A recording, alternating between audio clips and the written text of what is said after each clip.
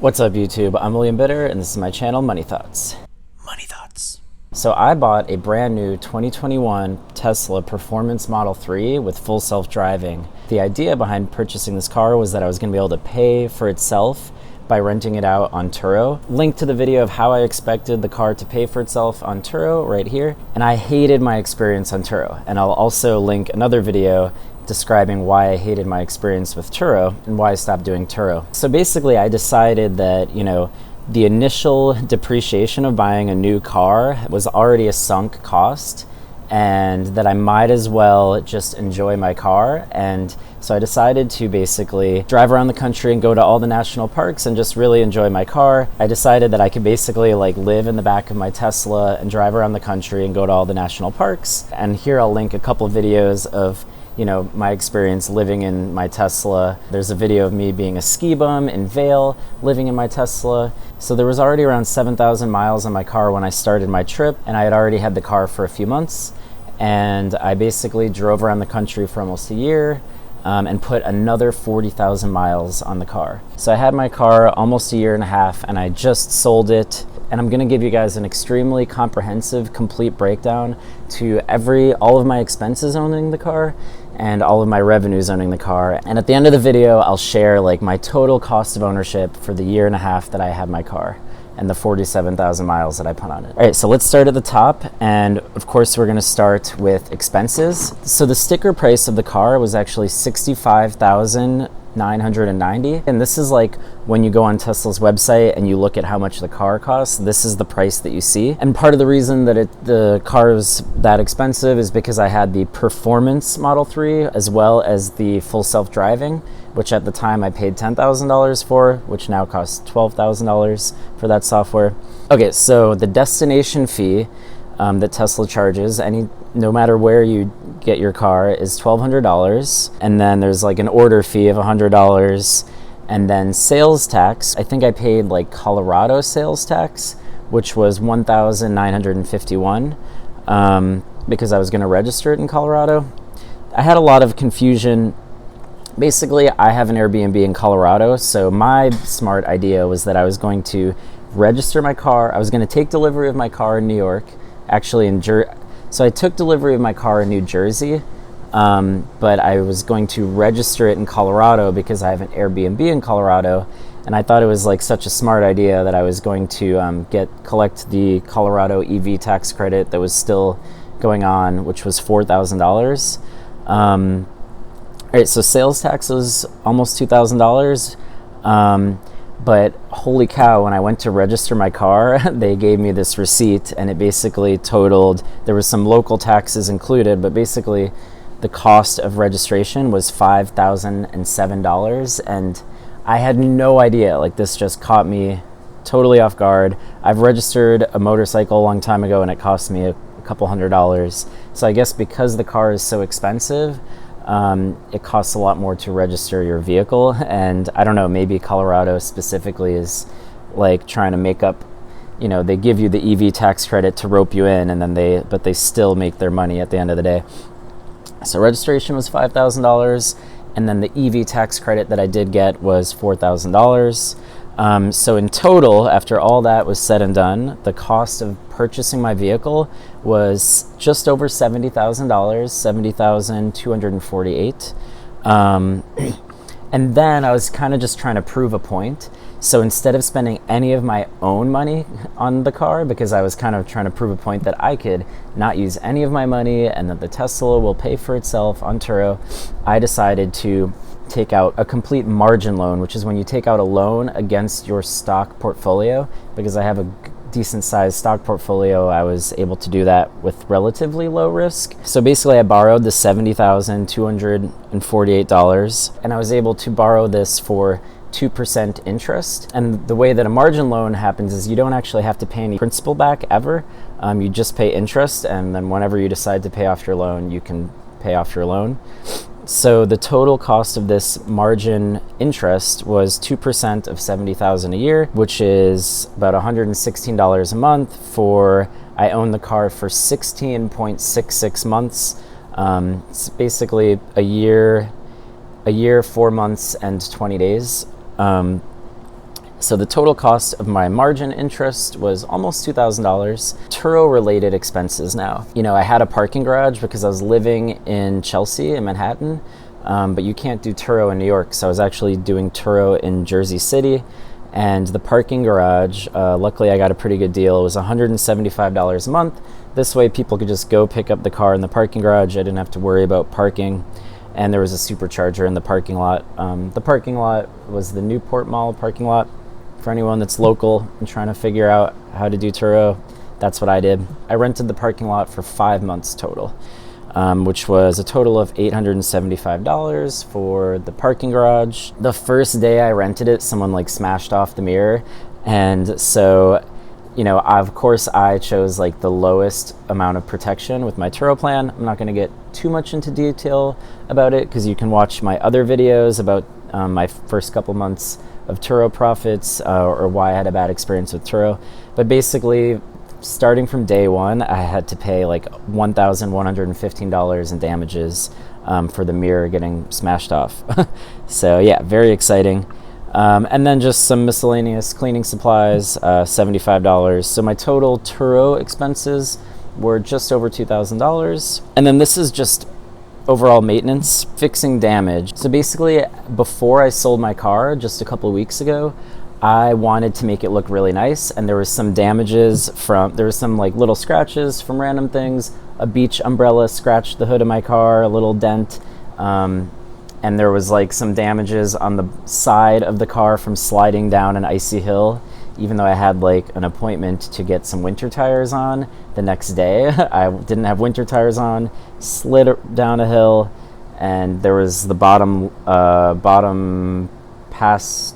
one of the bottom side panels had gotten a little dented in. So I had made a few claims through my insurance after all the deductibles. So basically, before I sold my car, I spent like $4,500 to have it detailed and fixed up and have everything fixed in the car. So it basically looked brand new. But I had also received payouts from my insurance, $3,060 and $735.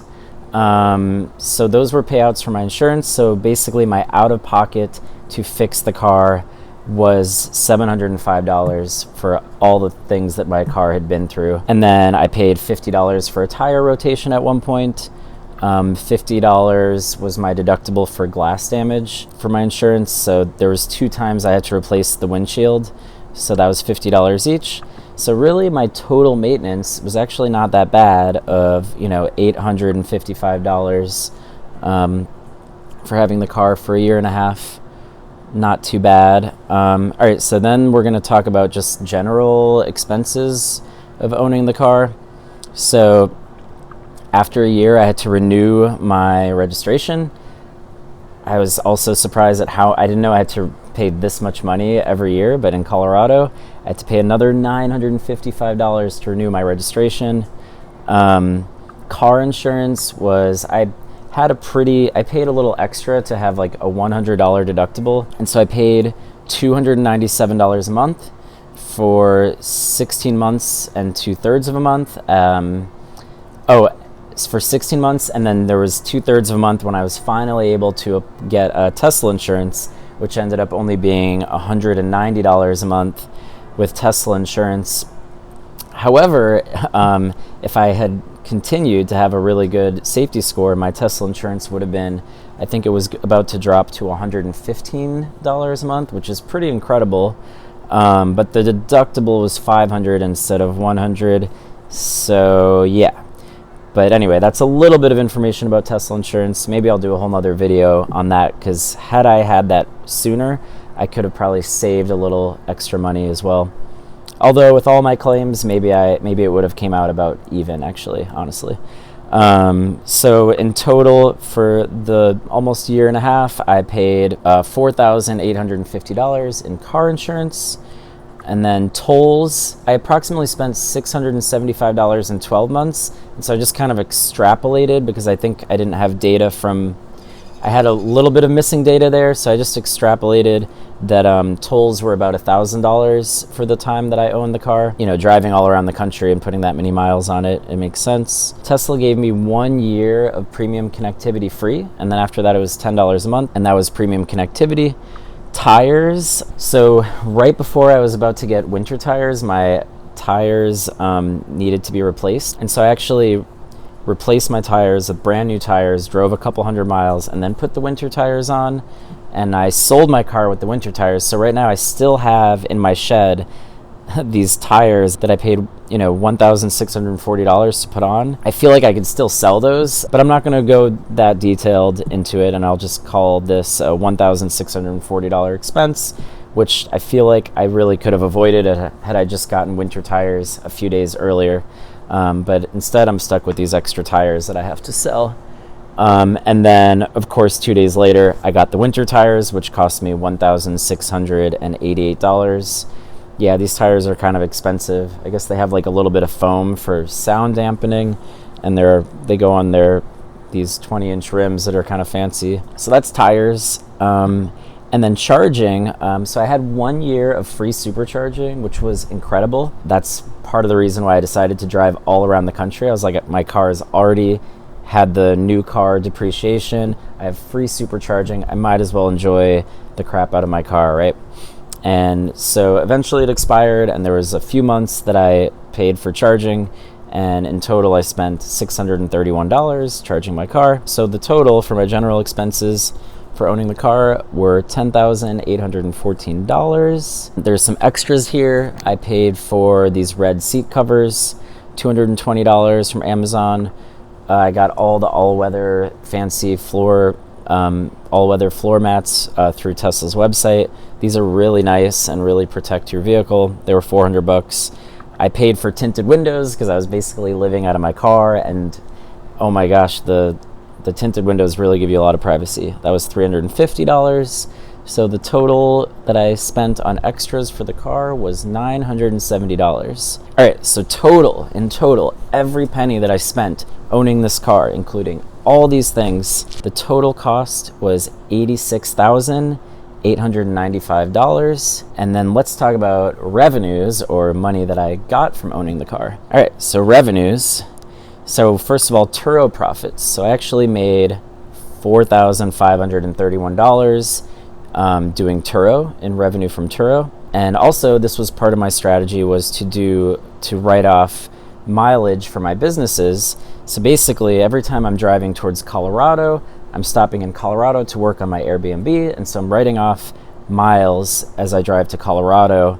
And every time I drive to New York, I have a dog walking business in New York, and so I was able to write off miles every time I'm driving towards New York to work on my dog walking business. And then, you know, whenever I'm going other places, I just try to make a YouTube video there and make it a business trip, essentially driving to certain places to make YouTube videos, like a full self-driving video in LA, you know, because the full self-driving is pretty good in LA, so then I can write off those miles as well.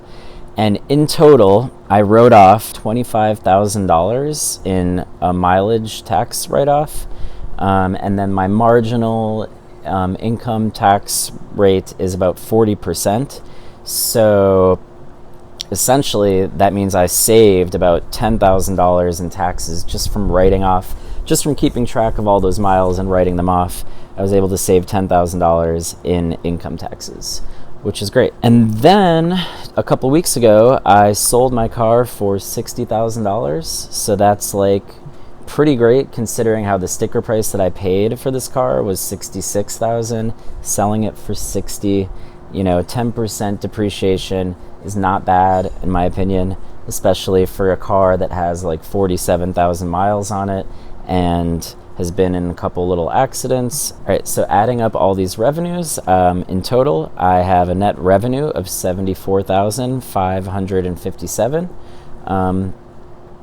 And so basically, when you take the total expenses, everything that I've paid owning the car, and the total revenues, everything that I gained from owning the car, my net cost of ownership for this vehicle was $12,338, which, you know, I guess I can't say that the car completely paid for itself, but I still feel like I won here because, you know, I just did some basic math, and like, you know, the average gas car gets about 25.7 miles per gallon. If gas is just $3 a gallon, you know, and I put 40,000 miles on the car, you know, in total, just gas alone would have costed $4,669, and insurance alone for the vehicle would have been $4,850. So really, you know, the cost of just gas and insurance for owning a vehicle, you know, and driving 40,000 miles would have been like $9,500 anyway. So I feel like, you know, I was able to own a super awesome car for just a little bit more than the cost of gas and insurance. And so I feel like that's a win, right? And honestly, I really didn't want to sell it, but I just feel like, you know, with the stock market crashing and I had some margin out on the car, I felt like it was the responsible thing to do to sell it, pay back some of my margin loan, buy the dip, buy a little more Tesla stock, because that's my number one investment. Do your own research. I'm not a professional financial advisor, but this is my opinion. And now I plan on spending a little more time in New York and traveling internationally, and I don't really need a car for that. But I do have a Tesla Cybertruck on order. So hopefully in a couple years when that comes out, I will be able to take advantage of that order with the locked-in full self-driving price of $10,000. And in my opinion, in a few years, I think that full self-driving will be pretty expensive, possibly $20,000 if full self-driving gets solved, the value of the software. Okay, I'm talking about Tesla now. Anyway, so hopefully this gives you a little bit of insight. Obviously, I had some factors that played into this, such as the supply chain shortages and inflation, and so that kind of helped that really helped my numbers a lot. So I can't say that, you know, this is what would happen if you were to do the same, but this is just my experience, and hopefully it adds a little bit of information when you're making your own decisions of what to do and gives you a little insight. And I'm just glad that I could share my experience. So anyway, so if you're new to the channel, please make sure to subscribe, check out all my other videos. I do have a merch store that I just opened up with the Money Thoughts logo, a hat, and there's like a hoodie and phone case and stuff. So check that out. I'll put the link in the description below. And yeah, so until next time, guys, peace and love. Save and invest your money.